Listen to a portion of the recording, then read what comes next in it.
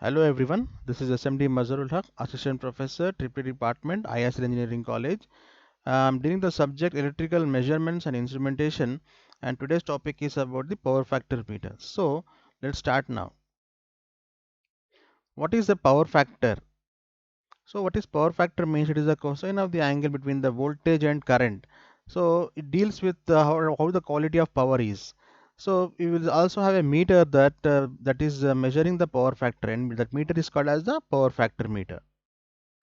So what is a power factor definition? Power factor is defined as the ratio of active power and volt amperes. That is, the active power is the real power which is assumed in an AC circuit, whereas the volt amperes is the apparent power which is produced in the circuit.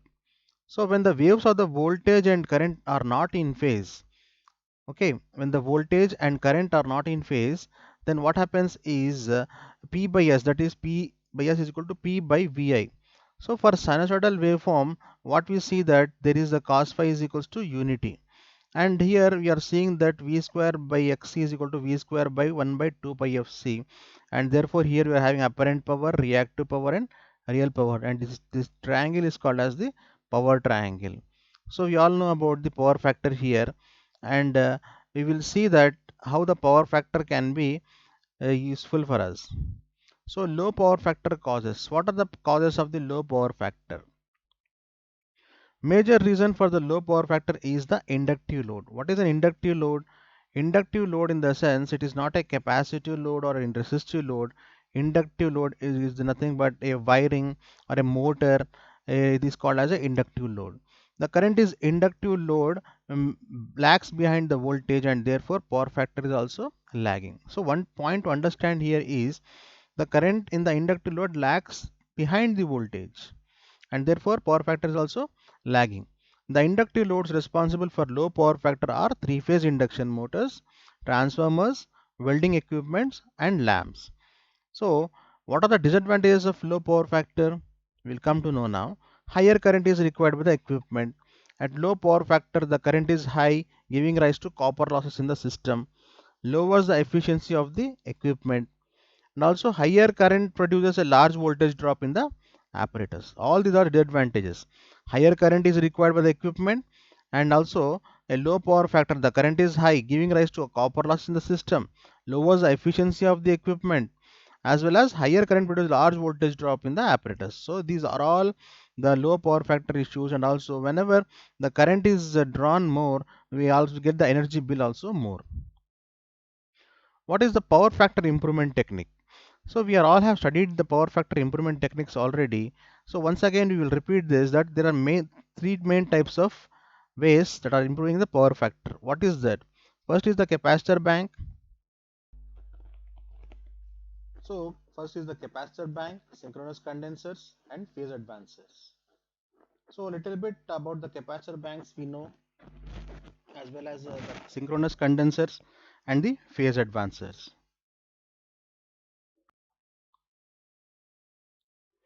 Power factor improvement, and in that the capacitor bank is now discussed.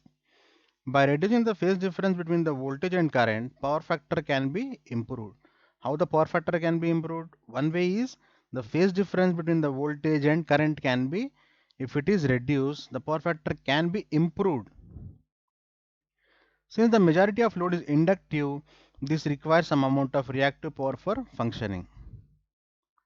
So capacitor bank installed in parallel to the load provides this reactive power. So we want some reactive power in order to compensate and make that the voltage difference, the phase difference between the voltage and current is reduced by adding this reactive power. So reactive power function, how can it be done? By just using the capacitor bank installed in parallel to the load that provides the reactive power. It acts as a source of local reactive power, and thus less reactive power flows through the line. So capacitor banks reduce the phase difference between the voltage and the current. Now coming to the other point, power factor improvement by synchronous condenser. How is synchronous condenser helpful for this?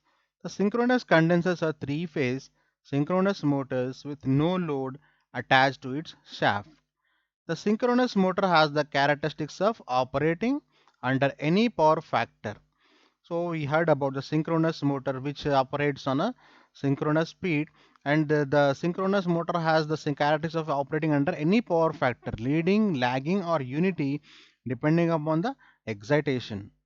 So we have the synchronous condensers for the reducing of this uh, phase difference between the voltage and current. So for inductive loads, a synchronous condenser is connected towards the load side and is overexcited.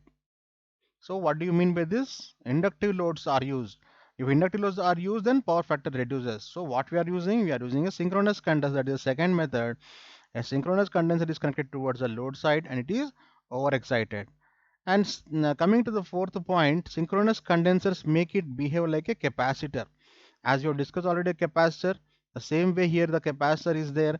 That is also called a synchronous condenser, and therefore the synchronous condenser makes the reactive power to go into the is making the reactive power, and it is giving the reactive power so as to compensate and reduce the voltage and current phase difference. So it draws the lagging current from the supply or supplies the reactive power. So what does it do? It draws the lagging current from the supply or it supplies the reactive power. So both are one and the same. That if you are supplying the reactive power, then what happens is the compensation occurs easily, same as in like in the capacitors. Power factor improvement using the phase advancers. So how these phase advancers are there? The name itself it is there, phase advancers. What is in by phase advancing? This is an AC exciter actually. What is a phase advancer? It is an AC exciter mainly used to improve the power factor of an induction motor, and therefore they are mounted on the shaft of the motor and are connected to the rotor circuit of the motor. So where they are mounted? They are mounted on the shaft of the motor and are connected to the rotor circuit of the motor. So these phase advancers find a place between the shaft of the motor and connected to the rotor circuit of the motor. So it improves the power factor by providing exciting ampere turns to produce the required flux at given slip frequency. So what does it do actually? The phase advancers improves the power factor by providing the exciting ampere turns to produce the required flux at the given slip frequency. So some slip frequency is there, and at some slip frequencies what happens is the power factor by producing exciting ampere turns to produce a required number of flux. So the flux if it is produced here, it improves the power factor. Okay. So further if ampere turn increase, it can made to operate at leading power factor. So it is all here in depend upon the ampere turns. By where the ampere turns are increased, it moves in the leading, as well as how the power factor will be changing depends upon the slip frequency as well as the exciting ampere turns in the phase advances. Now coming to the power factor meter. The power factor meter measures the power factor of a transmission system.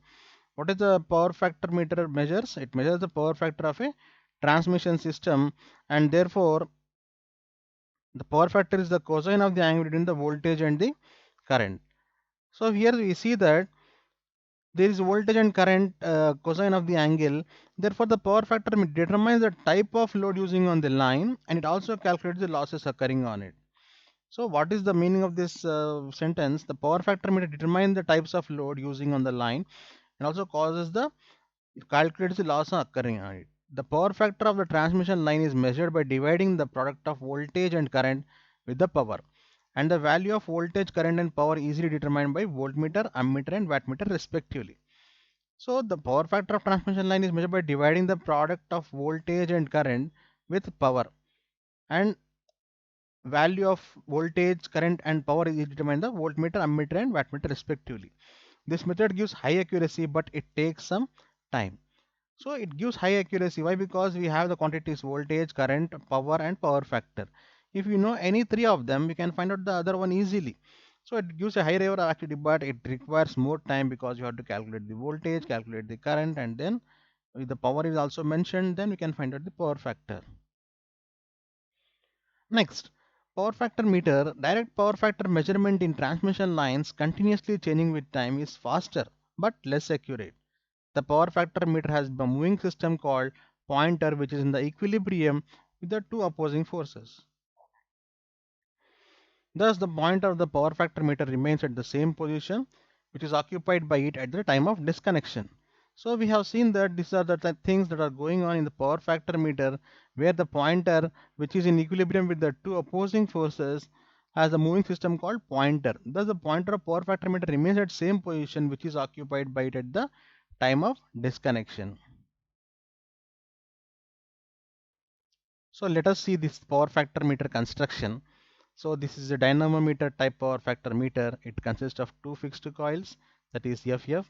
You can see here there are two fixed coils FF here, and therefore it connected in series carrying the load current. How is the it is carrying the load current? It is in series like this, some supply.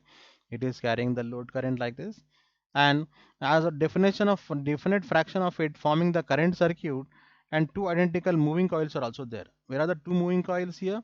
These there are two moving coils here, which are here. These are moving coils, and coils A and B are called as moving coils here. These things which are shown here, A and B, are called moving coils. Now they are fixed at a nearly tight right angle to each other, and they are pivoted. See the right angle here, and they are pivoted. They are fixed on the same spindle. This is the spindle which is forming the pressure circuit as shown in the figure. This is forming the pressure circuit, and this is forming the this is what we call voltage circuit. So this is shown in the figure. You can see this the circuit of the power factor meter, or the single phase power factor meter circuit diagram, where you are having this power coil, as well as you are having this spindle, as well as you are having the identical moving coils. So these moving coils and the fixed coils will be making the deflection in the pointer, and therefore the power factor can be measured, and you can see the reading here. That is, you are having unity power factor 0.7 lag, and as well as 0.7 lead. So the current coils FF are wound with thick wire, whereas pressure coils A and B are wound with fine wire. The pressure coil is fixed in the same spindle to which a pointer is attached and constitutes the moving system. So already we have seen this. The pressure coil A is connected across the supply through a non-inductive resistance, and a pressure coil B is connected across the supply through a highly inductive choke coil of the inductance. Now the value of resistance R and the inductance L are so chosen that for the main supply frequency, the current in two pressure coils A and B is the same. So if you see that the value of resistance R and the inductance L are so chosen that for the main supply frequency, the current in two pressure coils A and B is the same. So we have to see this circuit diagram here. The pressure coil A is connected here. So you can see the pressure coil, that is A, is connected. Okay. Across supply through a non-inductive resistance, and pressure coil is being connected across supply through highly inductive choke coil. So these points, remember, B is connected to the choke coil and A is connected to the resistance. Okay. Now the value of resistance R and inductance L are so chosen that for the main supply frequency, the current in the two pressure coils A and B is the same. Thus the fields produced by the two coils are of the same strength, and the field produced by coil B lags behind the field produced by the coil A slightly less than 90 degrees because of the resistance of the coil. Accordingly, while fixing the coil B, the plane of the coil is displaced from the plane of the coil A by electrical angle, which is slightly less than 90 degrees. However, while discussing the working of the instrument, it will be assumed that phase difference between the two currents flowing through the coils A and B is 90 degrees, and same is the angle between planes of the coil.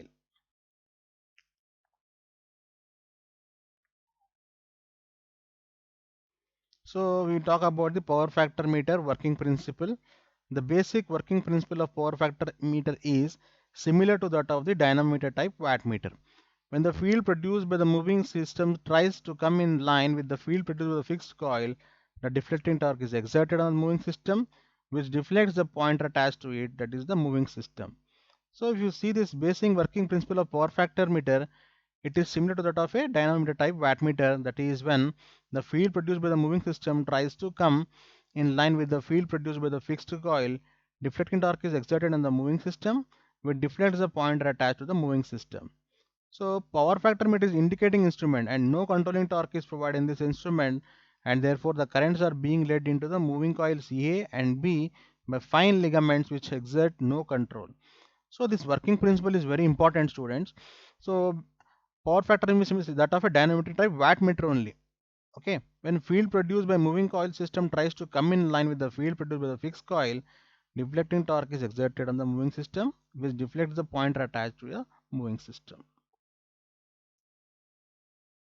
When the instrument is connected in the load circuit, that means that any load is connected to measure the power factor meter, then the current flows through the fixed coils and moving coils, and it is the flux is set by the fixed coils and moving coils. Now, what happens when current flows through the coil? The flux will be generated.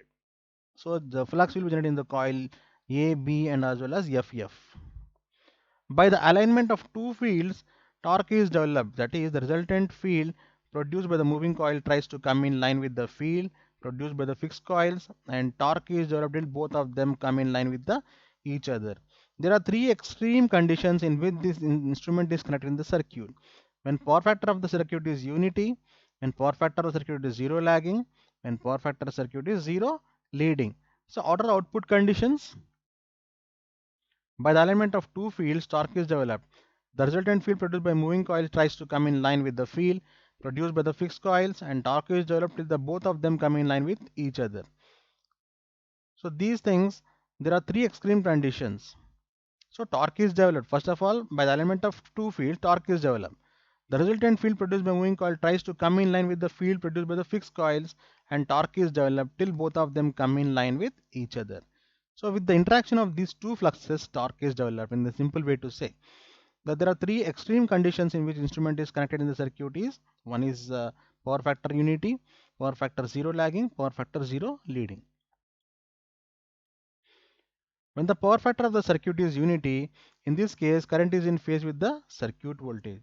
The current flowing through potential coil A is in phase with the voltage, which is also in phase with the current flowing through current coil FF.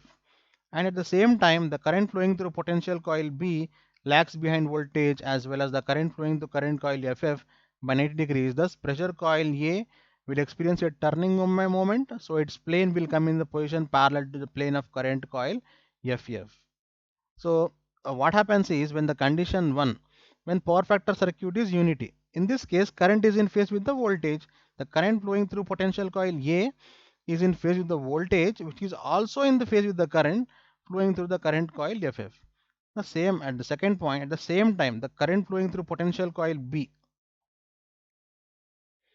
lags behind voltage as current flowing through current coil FF by 90 degrees. Thus, pressure coil A will experience a turning moment. So, what happens is the pressure coil A will start moving. And it is when come in a position parallel to the plane of current coil FF, that means they are same in direction. So the torque acting on the pressure coil B is 0. Thus the pointer indicates unity power factor on the scale. So if you see the figure, you can understand here. So the deflection shows power factor unity when both the fluxes are aligned. So condition 2. When power factor meter of the circuit is 0 lagging, in this case current lags behind the circuit voltage by 90 degrees. Therefore, the current flowing through pressure coil B will be in phase with the current in current coils FF, but both being lagging behind the circuit voltage by 90 degrees.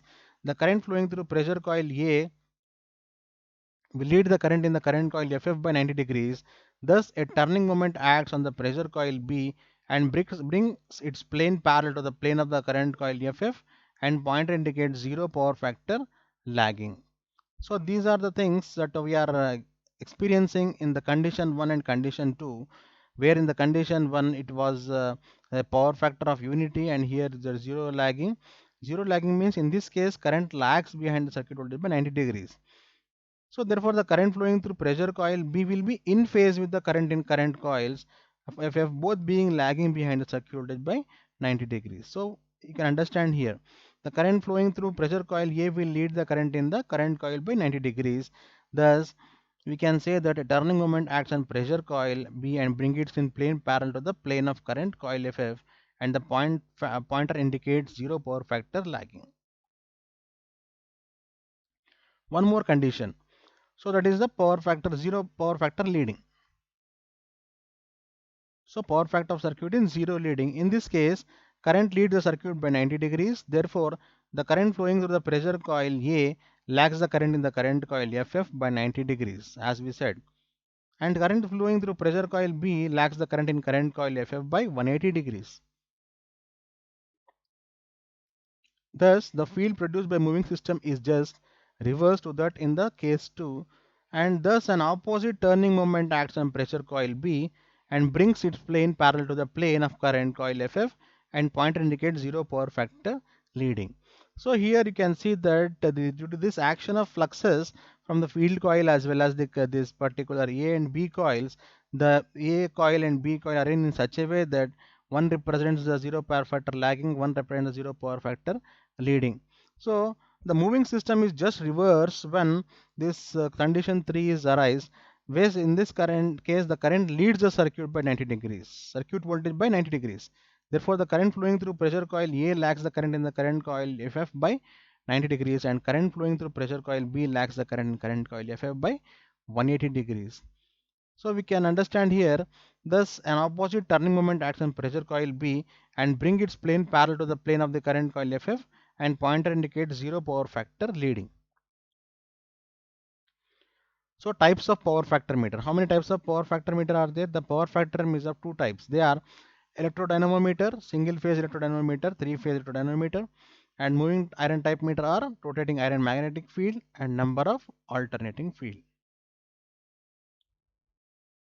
So students, I would like to end my lecture here, where you will discuss where you have discussed about the power factor meter, types of power factor meters, as well as we have seen how this power factor meter is helpful in utilizing or measuring the power factor in the instrument in the electrical experiments, and therefore we will see the next topic in the next class. Thank you.